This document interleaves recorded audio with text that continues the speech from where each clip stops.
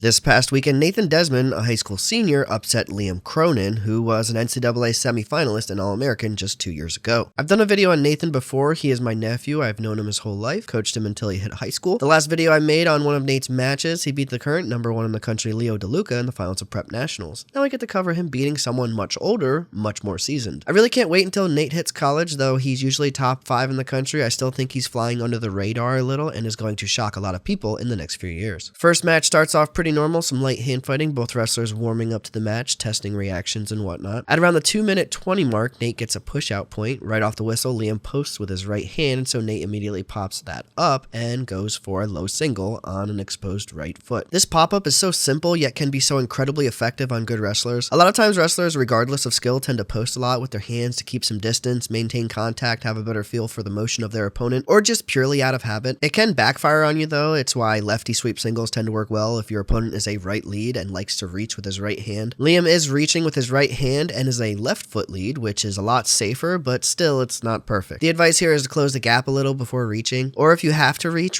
for a wrist, arm drag, or a Russian tie-up. Those are just better options because they don't give up unnecessary risks. Ideally, you shouldn't reach to the head when you're at a distance. Most likely this was done just out of habit, and if you've been doing that your entire wrestling career, it's not easy to fix. I had the same issue. As for Nate's point of view, it was a really well-timed shot, and he was most likely waiting for Liam to reach again so he could poke at that ankle. You would want to make contact with the elbow when popping the arm up, as it keeps the arm controlled better. Elbows bend, and so if you're lower than the elbow, a lot of times your arm will bend and fall and your pop-up won't do much of anything. Having said that, popping the arm up is not always the easiest thing to catch. You have to actually make contact with your hand while it's shaped like an L. Like hitting a baseball, your aim isn't always going to be amazing, so his pop-up wasn't perfect, but it did just enough to give Nate enough time to get to the ankle, which is key here. At this level, you're looking for tiny little advantages. Nate pulls the ankle in and straightens the leg out and then starts to come up with it. Now at this point, you can try to use your right shoulder to apply pressure downwards to push your opponent to his butt, and you can grab a quick double. This would most likely turn into a leg lace of sorts as your opponent tries to belly out. You can also try to get a little distance, put your head into the right leg above the knee, push him to his butt, and go to a tripod, circle left to a double, which will accomplish a similar thing. Pulling the leg up to a high single tends to be one of the easier finishes as it's super difficult to defend. Keeping things on the mat may not be the best idea in freestyle, whereas in folk style, scrambles on the mat are much more forgiving if you know what you're doing. As far as Liam is concerned, he's in a lot of trouble. Shin whizzers aren't super popular in freestyle, and Nate knows his way around them plenty. You could use the whizzer to pull things down to the mat and then try to kick out or circle over the head to convert to a crotch lock or crackdown like Yanni would like to do. You could try to kick away, but I don't know how refs call that action in freestyle. That could easily be a caution point. You'll have to help me out with that one. Either way, running away here tends to give a good opponent a takedown, unless your name is Kyle Dake, so I wouldn't recommend it. Nate picks the leg up and runs Liam out of bounds for an easy step out point. It looks like he's trying to do a back trip, but the step out point is fine here. Score is 1-0 Nate. 52 seconds left in the first. Liam has that underhook on the left. He's been doing this a lot this match. Nate has been using a possible fireman's carry to escape from this position. A lot of times in college and beyond, wrestlers will get a solid underhook on you and they start pulling pressure up in a way where you're either forced to pull the arm up and try to run away from it, which your opponent could charge and use that motion to get something, or you can duck your head under the arm for a fireman's carry, which may or may not land, but it's pretty low risk, and it'll get you out of the situation. You either get the leg or convert to a better shot, or you let go of the leg, keep the overhook you have, circle away, and do what's known as an arm spin. Then you can maybe look for a drag to a re-attack. Nate has an underhook with his right, but his overhook is hooking over top of his underhook. We used to call this a screw lock, and it was done with you holding the head with your left arm, but this is a little different. It's probably a lock he uses to stall the action a bit and get a clean start. However, Nate does something pretty interesting that I've never seen before. He snaps the overhook down, limps his right arm out, hooks underneath the arm with his left arm to go behind. Liam reacts well and faces Nate, so Nate wisely drops down to a double, forcing Liam to his butt. You would make the same kind of transition in folk style when the bottom guy stands up and you start to lose control of your locked hands or something like that. You circle out in front and go to a double. This is a rough position for the defensive guy who falls into a pretty easy leg lace. Nate wraps up both legs and laces Liam for 2 sets of exposure, bringing the score to 7-0. Couple seconds into the second period, Liam is posting with that right arm yet again. This time Nate grabs the wrist, posts it down a bit, which catches Liam off guard as Nate penetrates to a nice double. Unfortunately, his position with the double is a little off. Nate runs the pressure forward, probably trying to get feet to back, which would be 4 points and would close out the match, but Liam is able to pedal his feet backwards, stabilize, and so only gives up a push-out point. This is common. Usually a really good wrestler will be able to keep up with this motion, especially if the offensive guy isn't in a great position as they're running. Notice Nate's hips are back and his head is down a little. If his hips were in more and his head was up, he'd be able to control the situation and better, get more of a lift, and Liam wouldn't be able to stay in a decent position. Liam is pushing on Nate's leg with his left foot, which which is always annoying, and it makes it easier for him to stay stable. This is a common thing that kids do when they're getting drilled on. When someone goes high crotch to a double, they put that foot there so that they don't get pushed to their back as easily or as hard. As Nate, you can do another penetration step to get a little bit of an angle and get your hips lower. The rule of thumb with a double is to not run the guy backwards like this, but to try to turn the corner so you can drive them to the side, because it's a lot more difficult to sidestep your feet than it is to pedal backwards. Score is 8-0 Nate. 2 minutes, 20 seconds left. Liam has an underhook yet again. Nate does a fireman's carry attempt, and this time he's able to limp his right arm free as he goes under, keeps his head up. Catches 2 legs as Liam tries to go body lock for some back exposure attempt, but isn't able to get much out of it. Nate stays safe and gets his 2 points and closes out the match with a hard-fought tech fall, 10-0. So the reason why this fireman's carry worked better this time than the last couple times he tried it this match is partly due to his positioning. His head was in a good spot, but it's mostly due to the lack of control Liam had with his underhook. Nate had a lot more room to limp his arm out this time and was able to slip out of the underhook easier. That could just be because things tend to be more slippery towards the end of the match due to sweat. Sweat definitely plays a factor here. When you have an underhook, it's a good idea to keep your other arm ready to down block a shot like this. If you pull pressure up consistently and you have good control, you're almost forcing them to shoot on you. So with that knowledge, if you keep your right arm in the vicinity to a down block, you can easily catch the shot coming in, which will net yourself an easy front headlock. Now, it's not an amazing front headlock. Your underhook keeps you dug into it pretty deep, but it's still better than letting them escape out of it entirely or giving up a shot from here. Anyways, Nathan Desmond gets a sweet 10-0 tech fall against an All-American, and he's not even out of high school yet.